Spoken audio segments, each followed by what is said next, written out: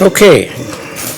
Good evening. Welcome to the April 19th, 2022 Policy Committee meeting, School District of Waukesha Board of Education. I'll call the meeting to order.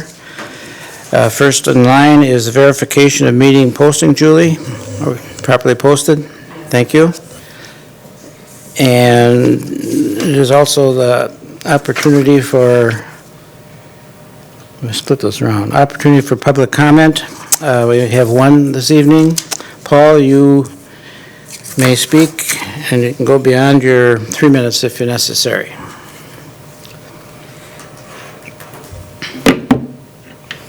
Good evening. I believe in striking when the iron's hot, and I think last year we got off to a slow start, and I'm hoping for better things this year. I believe that the school district of Waukesha should consider adding something to its mission statement and or employees' handbooks along these lines. That we believe that the laws that govern science, including the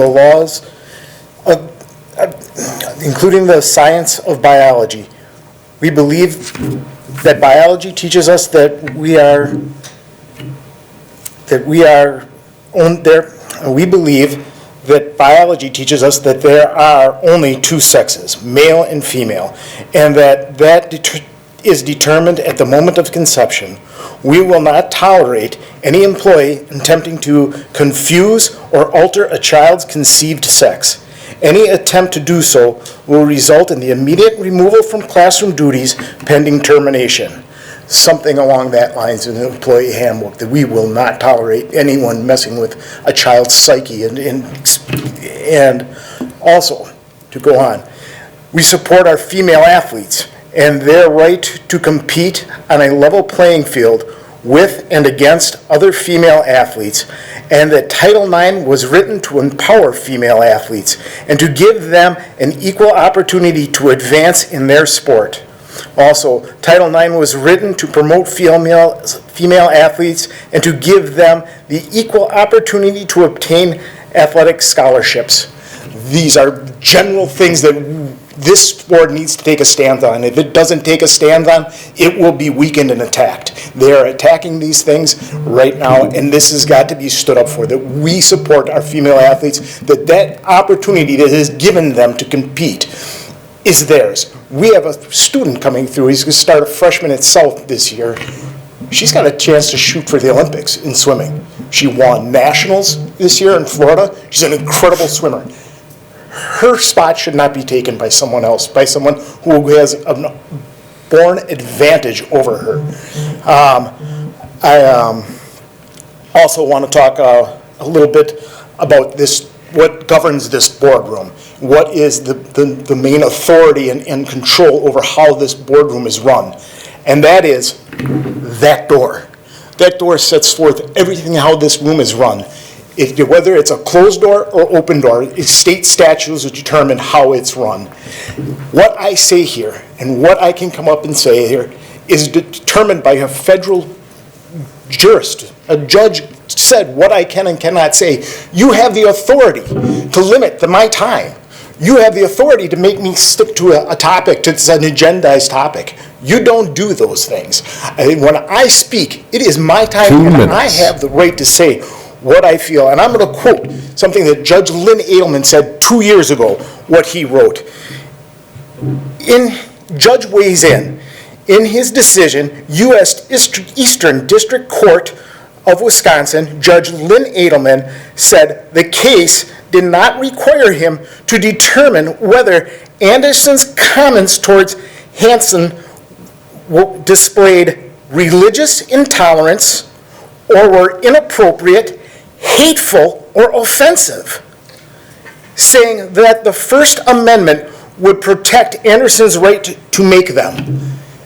It don't matter what anyone says from here. This is my time. If I sit out in the peanut gallery and I interrupt this meeting, you have the right to discipline me. You have the right to throw me out of here and do whatever you want. But as long as I'm at this podium and you grant me the right to be here, I have the right to say what I want, and I could care less if I offend anyone, and I could care how far they stick it. And if their head fits, that's all the better. But those are my priorities and my prerogatives when I have this time. This is mine. If you want to take it away from me, you take it away from everyone. But until then, I'll say what I want. Thanks. And that was the only community member we had speaking tonight. So we will move on. We have an action item. First action item is approval of the minutes from our March meeting. Is there a motion or is there a suggestion on that? So moved. So move for accepting the minutes? Mhm. Seconded by Anthony. Thank you. Any questions on the minutes from March? None? Then all in favor of accepting the minutes, please say aye. Aye. Opposed? 5-0, Julie. Okay, we do have 6 action items that we are going to be going over. Oops, I gotta get my paper.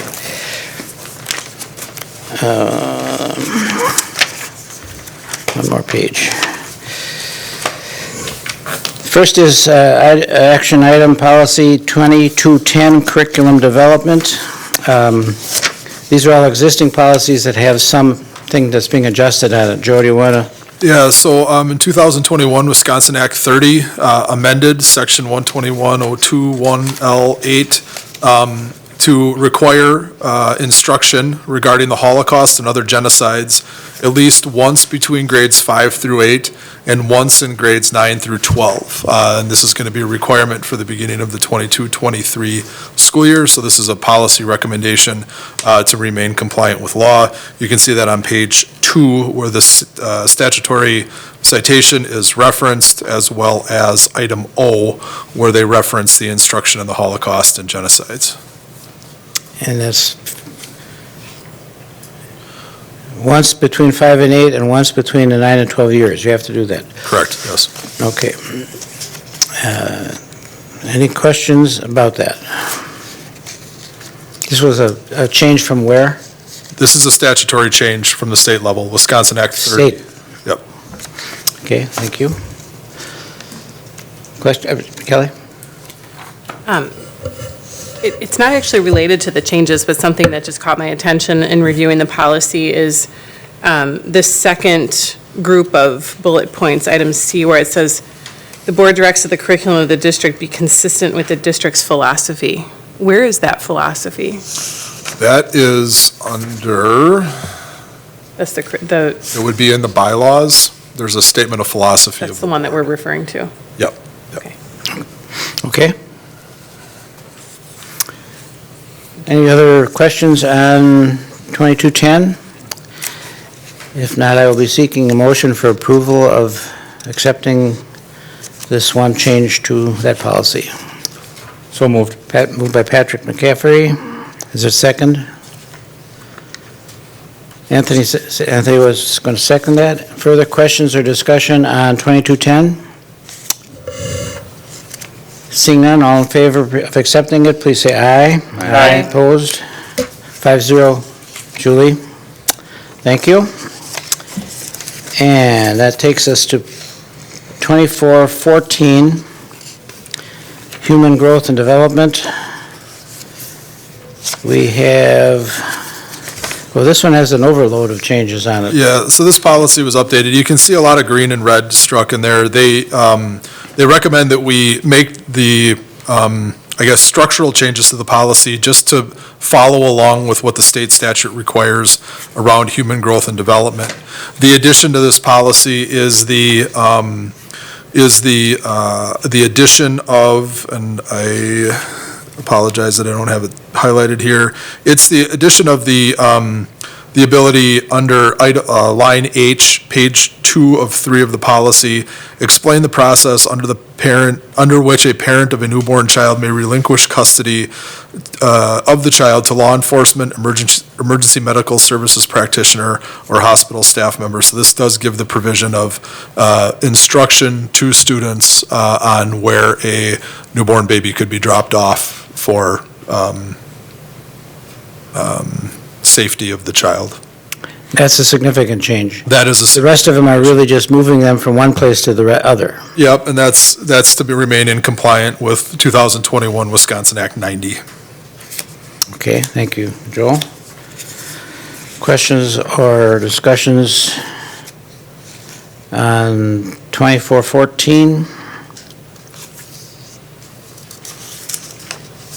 Go ahead. Thank you. I apologize for raising this topic, but there is a sentence in this policy that says the board authorizes the curriculum to include separating students on the basis of gender as determined by the committee.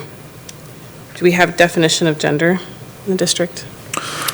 This historical practice has been separated by male students and female students.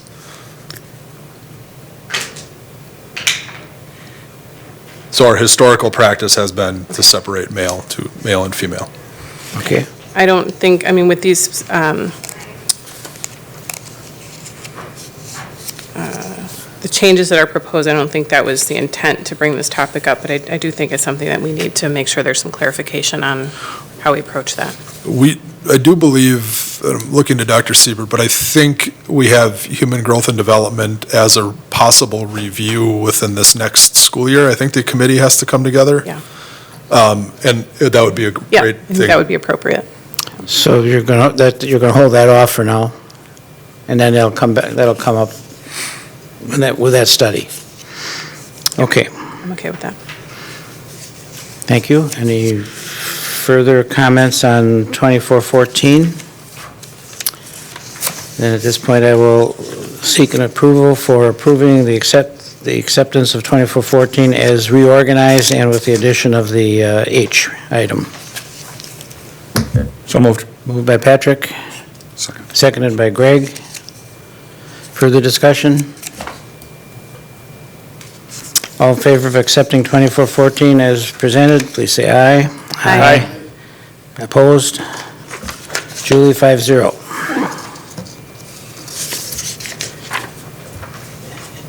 And that gets me to 5410, promotion, placement, retention. This is of students.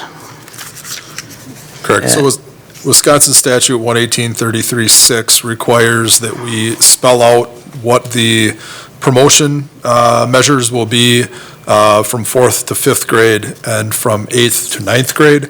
The district has historically considered the 4th grade test being either the WKC historically or forward exam. That's the universal assessment given across, as well as in the 8th grade. So the results of that test, when you see the 8th grade and the 4th grade test, that would be it. Student academic performance and then recommendations of teachers, which are based solely on the student's academic performance. So similar criteria for 4th to 5th and from 8th to 9th. So in effect, we've been doing this. We have been. We've considered this, absolutely. But this documents it. This does document it. This does get the policy in alignment with the statute. From a at-risk standpoint, retention, particularly at the upper grades, is detrimental to future success of students. There's a direct relationship between retention and high school graduation. So we do build a lot of steps in from a intervention, from an at-risk perspective at an early age with kids to try to remediate as soon as we can to help that student move through the grades. So basically, this is a limited requirement. We can go above that, and we do. From a support standpoint, we go well above what the promotion would require. From a policy standpoint, to be in line with the statute, this is what the statute requires we do. Okay. All right, questions on this one? You're grinning, but you can do it. Just trying to offer others the opportunity. Oh, was there another hand? Okay. Thank you. I do have a question about what the criteria actually is. So the way this is written says a student shall be promoted from 4th to 5th or from 8th to 9th when the student meets the following criteria. A, the student's score on the 4th grade examination. How is that criteria? So I'm trying to understand. Yeah, the statute doesn't lay out a cut score for us. It doesn't identify it as proficient, it doesn't identify it as advanced, it doesn't identify it as basic. So this is making sure that the statutory language is in the policy. From an operational standpoint, I don't have a cut score to give you or a criteria, a level on the test that I could report out on, because there are other factors that we would weigh into that. So if the student was not proficient on the state exam, but in all of their MAP assessments, their classroom-based assessments, they were showing that they were performing at an academic level to move forward, then the proficiency level would not affect advancement. But if we saw a student that was not performing at a proficient level on the assessment, and then we did not see the academic performance, and the teachers were saying, hey, there's something going on here. For instance, we had some students coming on the tail end of the pandemic where they were enrolled in virtual learning but did not participate in virtual learning. And then they returned to us like essentially missing second grade. You know, we really looked and scrutinized, like you cannot miss an entire year of second grade and advance to third. We do have kids, though, that are in need of additional support along the way. So kids who are getting support in reading, support in mathematics, support with behavior, where there are academic performance concerns, but they're moving along with additional support. We don't hold those kids back either as a matter of uniform practice. So we try to take it case by case with kids, work with families, and our school-based teams. So it sounds like we're doing all the right things to make sure the students are in the right grade. I think what I'm struggling with, just from a language perspective in this policy, is that we're saying, in order to get promoted, we have to meet the following criteria, but there's no criteria actually specified. We're saying we're going to consider the following three things, and I don't know if from a statutory perspective we can modify that language, but I would have a hard time approving a policy that says you have to meet this criteria, but then there's actually not criteria that's articulated. So are we required by law to have this exact language in here, or can we say to consider these criteria? Yeah. You can't meet it because there's Correct. nothing to meet. There's no benchmark to meet it. I understand what you're saying. So one of two, I mean, the statute, this is what the statute tells us we need to do. We looked at it, made sure that we understood what it was. We were making sure that we weren't missing a proficiency benchmark or a number of Fs, for instance, in school. We went through and scrutinized it for that. This is what they're saying that we need to do. So from a practice standpoint, if there was something, for instance, for teaching and learning that we wanted to talk about to set a benchmark that would go beyond what we've done for intervention scores, like the 25th percentile or the 50th percentile, you'll see data reported out on that. We could go through and create a handbook in that regard for promotion or retention. But a lot of this is unique to the individual student. For instance, we may have a student come who is where English is a second language, where their proficiency level in English is a very low. I think the low end of that scale is like a 1 or a 2, where they might be 15, 16 years old, but they're not able to express themselves in reading or writing in the English language. We don't want to retain that student. So we have to be very careful in our individual treatment of this, which is why from an at-risk standpoint, we start to identify at-risk going down to 5th grade, and we have interventions 4K through 12 for students who need support. So I agree with you, we don't have a cut score in here, but these are the criteria that the state legislature has said that we need to look at when we consider promotion of students. And I'm not even saying that a cut score is appropriate. I don't think that's necessarily appropriate. I just don't know how this is criteria. They're just all factors. I'm curious what the rest of you think, but see how anybody can meet the criteria when there's not any. Oh, I'm sorry, Anthony? To that point, I guess, in reading this, as a district, you know, we can strengthen the criteria or define it any way we want and still be in compliance with the policy. Is that what you're telling us? Provided you didn't put a barrier there that would prevent us from implementing these areas. So you couldn't waive these areas as consideration, but you could go further if you wanted to. I mean, I understand the individual student that we're looking at and saying, okay, they're ready to go on. But I think maybe the larger picture is all of those students, right? I mean, like, to Dr. Piasek's point, if we don't have a criteria, and even internally, for us to really look at all these different measurements, then, I mean, I think it goes to the larger point of student proficiency and us being able to really understand and track that. If this policy allows us to do that internally and not, as you said, raise barriers, great, but it is extremely vague. I guess that's how we want it, is what you're saying. I'm sorry, Mr. McCaffrey. And I think that's why the legislator wrote it that way, because if there is no criteria, everybody makes the criteria, and nobody makes the criteria. Well, we can't be okay with that. I'm sorry. I didn't say I was It's not okay my with it, turn, I'm but- just explaining it. So, that is the way a legislator doesn't put barriers up, and then the law doesn't get challenged. So it didn't accomplish anything. It didn't accomplish anything, right? The law doesn't accomplish anything, it just requires us to put it into policy. There were periods of time, for instance, where some school districts, and I wasn't here in Waukesha at the time, so I could not comment to Waukesha, but some put like an 8th grade math test in place, just using that as an example. And then what they found is that they were teaching 8th grade math then at the high school. And then the kids weren't passing the 8th grade math test, and then they were, it was like, it turned the freshman class into something that the freshman class can't be. I don't want to say that it was, many kids were bottlenecking in the freshman year because they had some deficiencies based off of a board-required test. Mm-hmm. And I don't believe we can put that barrier in place, because that doesn't allow us to address the unique needs of our kids. It says you have to pass this test in order to move forward, but that doesn't account for any accommodations that could be provided to that student. And it could be somewhat limiting, for instance, to our students with disabilities who wouldn't be able to move forward, students with language barriers that couldn't move forward. So a lot of school districts got rid of that 8th grade math test, using that as an example, or the 8th grade or 10th grade writing assessment. Some of those things were taken away over time because they saw the detrimental impact that it was having to students actually moving forward in the system.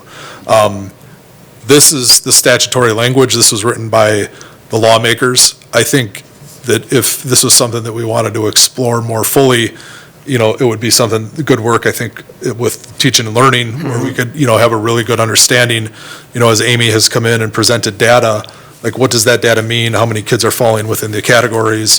What supports are we providing to give the board and the community as a whole a better understanding of what this promotion means in our system? Do we have, Well, no, I want you to go ahead. do we have time to do that before we approve these changes? Yeah, this change does not have not like the prior policy that said we have to have it implemented by 22-23. We could certainly hold on this and investigate it more fully at a different time. Kelly, would that be agreeable to you? It is to me. Yeah, I would like to consider either a change to the language that works for us, or taking this over to Yeah. TNL for some consideration. So we're going to pull that one, Julie, and for further discussion. And probably invite TNL to be participating. And, no, not probably. For sure. Invite them to be there. Okay. Thank you. So that one is not being dealt with. I mean, it's being dealt with but not voted on. The next one, Thing with that, Mr. Yes. Bernard, it does say that in section E on the first page, that the principal does have the final responsibility for determining promotion, placement, retention. So does the principal override anything in here?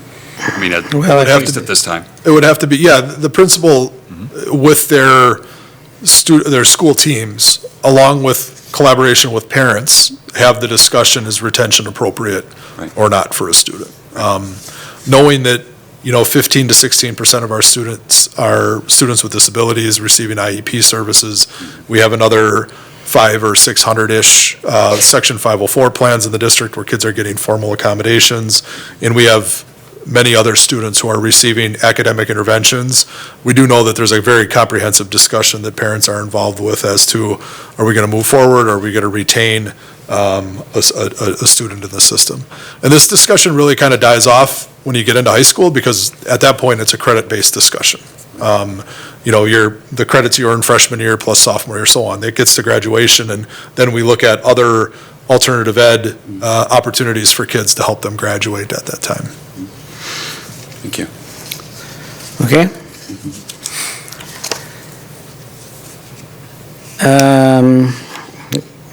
Well, there's three policies, 1460, 3160, 4160, physical examinations.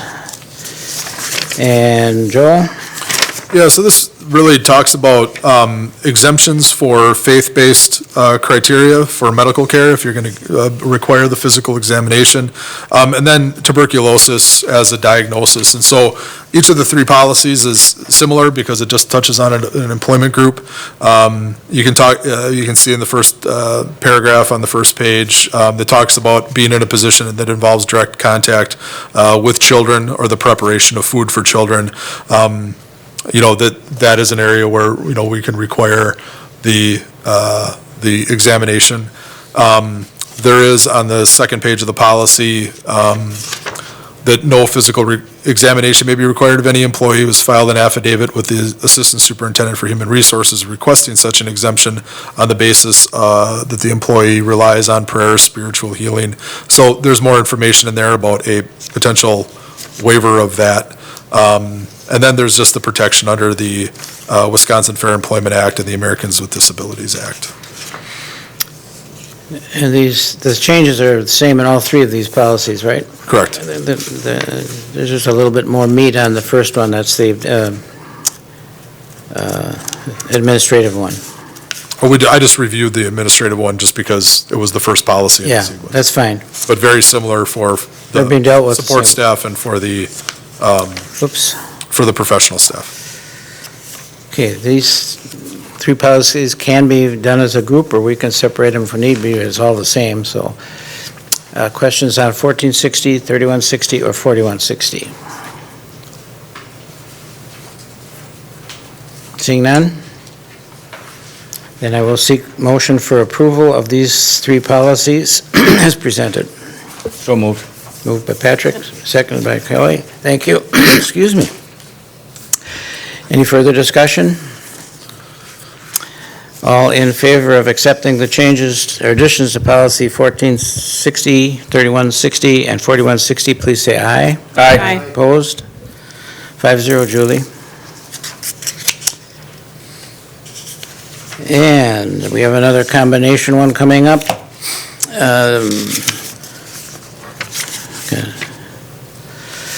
Policies.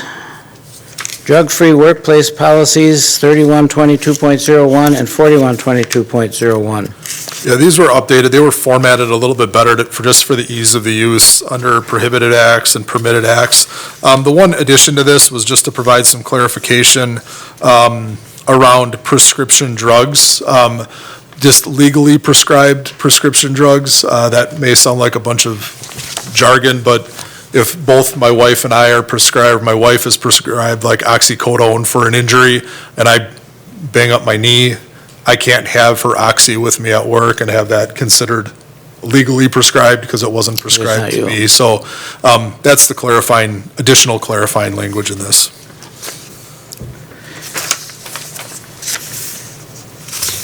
Any questions, concerns? And who has provided this state again? To us coming from the state?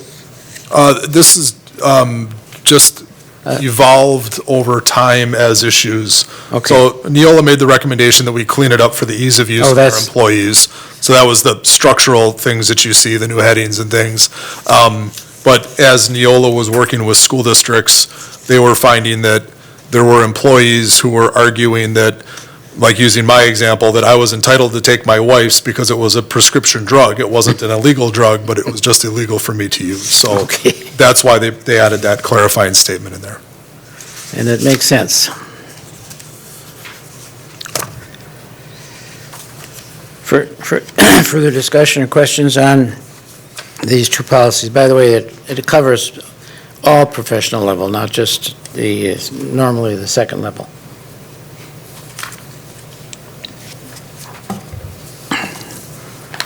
Seeing none, I will seek a motion for approval of accepting policies 3122.01 and 4122.01. So moved. Moved by Patrick, seconded by Anthony. Further questions? Seeing none, all in favor of accepting these two policies, please say aye. Aye. Opposed? 5-0. Julie? Which brings us to the grievance procedure policies 3340 and 4340. Yeah, this adds to one very basic line about the signature of the grievant and the date. So on the second page of the policy, just under procedures, that it has the signature and the date. And the second addition is on the following page, when it references if the grievant is the superintendent, that the board president shall be responsible for the selection of the hearing officer and arranging a hearing. So it just gives that flow for if the superintendent is the one with the grievance. So there's really just a clarification then on that signature thing. Yeah, it's the one, no offense, Dr. Siebert, it's the one employee who sits in the district that kind of has to oversee the implementation of all the policies, and so you have to have that extra step in there to address the superintendent, if the superintendent either is the cause of the complaint or is the person who is making the complaint. Right. Okay. Questions on this one? Seeing none?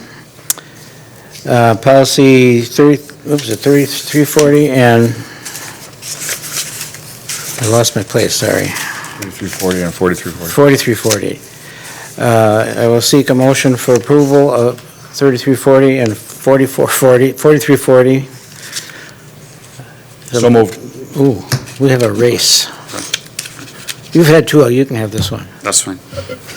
Greg is, you're, Yeah, you're I second. was- Good, we got that, good. Any further questions? All in favor, please say aye. Aye. Opposed? 5-0, Julie, for grievance procedure. And I think that was the last one of the action items. It was. We have one discussion item listed. Joe, you were going to, Yeah, so just to go back about 2 months, at the Teaching and Learning Committee, there was discussion around the social studies scope and sequence and where we would end up with the course of study in social studies. We brought that policy last month to the policy committee to discuss it. Then this month at Teaching and Learning and the board, the discussion happened in and around the social studies piece. So just to close the loop, we're not making any recommendations tonight on changing the graduation policy as it stands right now. We know that both Teaching and Learning and then the whole board have additional work to do in and around that discussion. But if there's anything else that you wanted considered as part of this, we can come back and take your suggestions tonight. And then when the social studies discussion, gets to the place that, we have the final, I guess, course of study, when that's settled, then we'll come back to the policy committee with any recommended updates from TNL, so. okay, so that's in abeyance for now. You have a question? If I knew that door was open, I would have been much more prepared for this conversation. The door is always open. Nothing tonight. Okay? Yes, Anthony?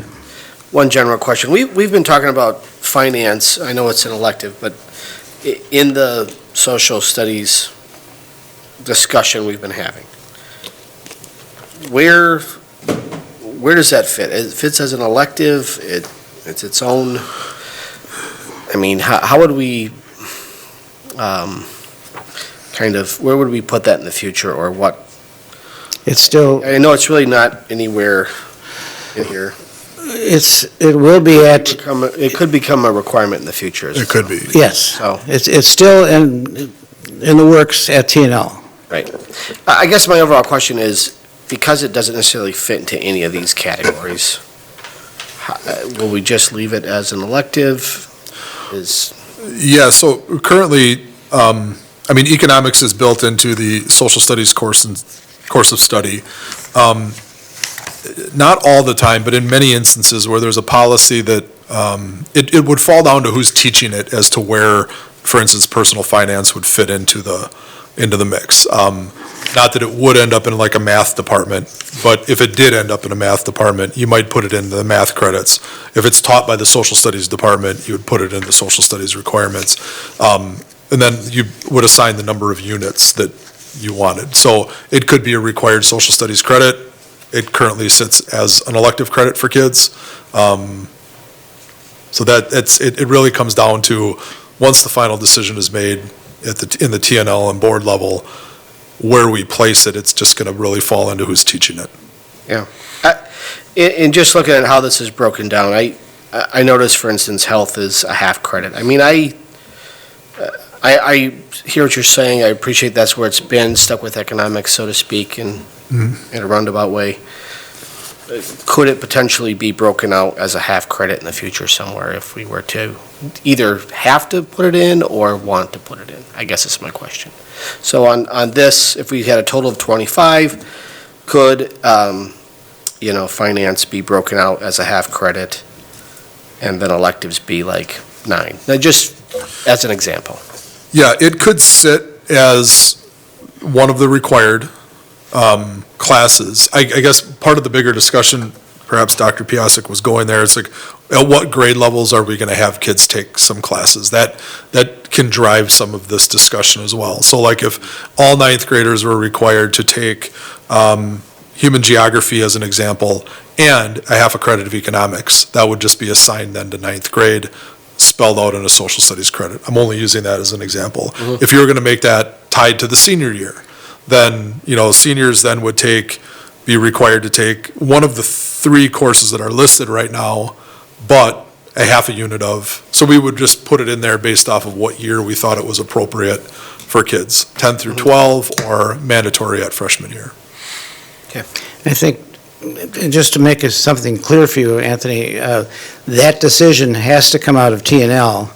Our role here is simply to put it on a piece of paper. Right. However it's passed. I just want to make sure. Yeah, absolutely. No, and I was just curious, and really because That's okay. it could become a required class by law in the future is Very I guess like, I would like to see if that happened, we just break it out into its own individual area. We could certainly have that listed, yep. yeah, that's potentially out there, yeah. Okay, thank you. Other recommendations for future meetings? You've got a couple pending things here, so. Yeah, we have a handful of policies hanging out there that we'll be gathering, and we'll wait and see, next week with the Monday night meeting and then committee assignments, and certainly welcome new people on and get everybody prepared as to what we'll be discussing. It'll be new topics, so everybody will be coming to the table. There won't be any overlap like we had last year where something was debated for a few months and then we knew committee and then had to kind of go back to the beginning. So we'll start with a clean Cleaner. slate. Yep. And with that, meeting is over. We are adjourned.